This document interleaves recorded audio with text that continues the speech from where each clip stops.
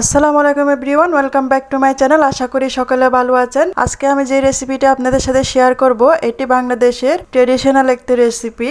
Authentic এই রেসিপিগুলো এক একজন এক একভাবে রান্না করে থাকে, তবে আমি কি করে এই রেসিপিটা রান্না করি, অর্থাৎ আমি আমার মায়ের কাছ থেকে এই রেসিপিটা শিখে এভাবে রান্না করে থাকি, সেটি আজকে আমি আপনাদের সাথে শেয়ার করব। এই রেসিপিটা অনেকেই অনেক নামে চিনে থাকে। কেউ বলে গরুর পায়া, কেউ বলে গরুর নেহারি, আবার আমাদের চট্টগ্রামের ভাষায় এটাকে গরুর নলা বলে থাকি। তো কি করে এই রেসিপিটি রান্না করবেন সেটি জানতে হলে পুরো ভিডিওটি না টেনে দেখতে হবে। তো একটি লাইক দিয়ে ভিডিওটি শুরু করা যাক। আমি এখানে 2 কেজি পরিমাণ গরুর পায়ের অংশ নিয়েছি। এগুলো আমি ঠান্ডা পানি দিয়ে বেশ কয়েকবার ধুয়ে নিয়েছি। এগুলোতে অনেক ময়লা থাকে, খুব ভালো করে পরিষ্কার করে নিয়েছি।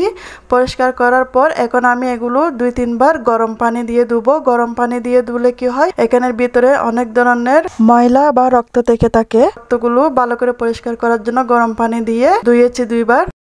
এখন গরম পানি দিয়ে ধোয়ার পর পানিটাকে জড়িয়ে নিয়েছি, একটা হাঁড়িতে নিয়ে নিয়েছি। এখানে দিয়ে দিয়েছি পেঁয়াজ বাটা, আদা বাটা দিয়েছি, এখানে রসুন আমি কুচি করা দিয়েছি, আপনারা চাইলে বাটা দিতে পারেন। এখানে আমি কালারের জন্য লাল মরিচটা দিয়েছি অল্প করে 1/2 টেবিল চামচ, হলুদের গুঁড়ো দিয়েছি 1 টেবিল চামচ, ঘরে থাকা মিক্স গরম মশলা দিয়েছি 1 থেকে 2 টেবিল চামচ। লবণটা পরিমাণ বুঝে দিতে হবে। আপাতত আমি 1 টেবিল চামচে দিয়েছি। গরম পানি অথবা ঠান্ডা পানি উভয়ই দিতে পারেন, একটু বেশি করে দিয়ে দিয়েছি। দিয়ে দেওয়ার পর আমি হাতে এগুলো ভালো করে মিক্স করে নিয়েছি। এখন চুলাটা ফুল আসে জেলে নেব। একেবারে 5-6 ঘন্টা এটা আমি সিদ্ধ করব। আপনারা চাইলে 2-3 দিন ধরে এটা সিদ্ধ করতে পারেন। অনেকেই এরকম করে থাকেন, দিনে 2 থেকে 3 ঘন্টা করে সিদ্ধ করবেন, তাহলে ভালো করে সিদ্ধ হবে। তবে আমি যেহেতু ভিডিওর জন্য করছি, একদিনে সিদ্ধ করব, সেজন্য আমি 5-6 ঘন্টা একসাথে সিদ্ধ করে নিয়েছি। চলে এসেছি একেবারে 6 ঘন্টা পর। এর মাঝে আমি মাঝে মাঝে দেখে নিয়েছি পানিটা শুকিয়ে গেছে কিনা। শুকিয়ে গেলে এখানে গরম পানি ইউজ করতে হবে। তো 6 ঘন্টা পর এখানে আমি সুগন্ধের জন্য পোলাও পাতা দিয়েছি। আপনারা চাইলে তেজপাতা দিতে পারেন, গোটা মশলা দিতে পারেন, জিরা, লং, এলাচি, দালচিনি। আর এখানে আমি টমেটো কুচি দিয়েছি, কাঁচামরিচ দিয়েছি। আমি এখানে টকের জন্য তেঁতুল দিয়েছি, আপনারা যে কোনো টক জাতীয় কিছু দিতে পারেন। এখন এটা আমি ঢাকা দিয়ে রেখে অন্য সাইডের চুলাতে 1/2 কাপ পরিমাণ ময়দা একটি কড়াইতে টেলে নিয়েছি। টেলে নেওয়ার পর ঠান্ডা পানি দিয়ে মিক্স করে নিয়েছি।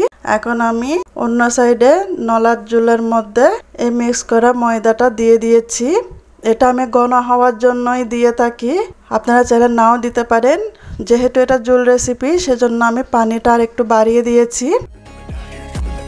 নলাটা কিন্তু সিদ্ধ হয়ে গেছে। এখন বাগারের জন্য আমি আরেক সাইডে পেঁয়াজ আর রসুন কুচি সাথে তেজপাতা দিয়ে ভেজে নেব।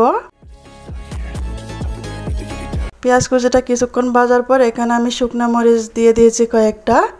সবকিছু একসাথে ভেজে নিয়ে নলার মধ্যে ভাজা পেঁয়াজ এবং তেলটাকে দিয়ে দেওয়াটাকেই বলে কিন্তু বাগার দেওয়া।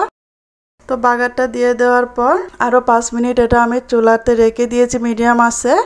5 মিনিট পর এখানে ধনিয়া পাতা দিয়ে দিয়েছি। লবণ মশলা সব চেক করে নেব। চেক করে নেওয়ার পর আর 2-3 মিনিট চুলায় রেখে আমি রেসিপিটা চুলা থেকে নামিয়ে নেব। তো তৈরি হয়ে গেছে আমার আজকের অথেন্টিক গরুর নলা রান্নার রেসিপি। যদিও গরুর নলা রান্না করা অনেক সময় এবং ঝামেলার ব্যাপার, তাই বলে কি এমন মজার রেসিপিটা মিস করা যাবে? কি বলেন আমার ভোজন রসিক ভাই বোনেরা? তাই আমি আমার বন্ধুদের জন্য এই রেসিপিটা সহজভাবে দেখানোর চেষ্টা করেছি। তো রেসিপিটি যদি ভালো লেগে থাকে লাইক, কমেন্ট, শেয়ার করতে ভুলবেন না। আমার চ্যানেলটা সাবস্ক্রাইব করে আমার পাশে থাকার জন্য অনুরোধ রইল। আমার নতুন ভিডিও পাওয়ার জন্য পাশে থাকা বেল আইকনটি বাজিয়ে দিয়ে যাবেন। এতক্ষণ আমার সাথে থাকার জন্য আপনাদের সবাইকে ধন্যবাদ। আল্লাহ হাফেজ।